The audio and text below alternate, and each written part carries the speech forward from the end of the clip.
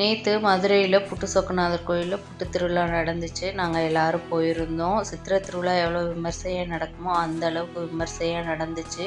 கூட்டத்தை பார்த்தாக்க அந்த கூட்டமும் இந்த கூட்டமும் ஒரே மாதிரியே இருந்துச்சு. சின்ன பிள்ளைகளை பார்த்தது மாதிரியே திருவிழாவில் ஜவு மிட்டாயி, அப்புறம் இந்த சைடு எல்லா திங்ஸும் அர்ச்சனைக்கு வச்சுருந்தாங்க. வில்வ இலை வாங்கிட்டு மூலவர் சிவபெருமான், மீனாட்சி அம்மன், வந்தியம்மை 3 பேர் இருப்பாங்க இந்த கோயிலில். சைட்லாம் சப்த கன்னியர், திருஞான சம்பந்தர் எல்லா சாமியுமே இருக்கும். சாமியெல்லாம் நாங்கள் போன நேரமாக அலங்காரத்துக்காக வெளியில் எடுத்துகிட்டு போயிருந்தாங்க. நிறைய பிரசாதம் கொடுத்துருந்தாங்க. அந்த சைடில் அன்னதானமும் போட்டுட்டு இருந்தாங்க.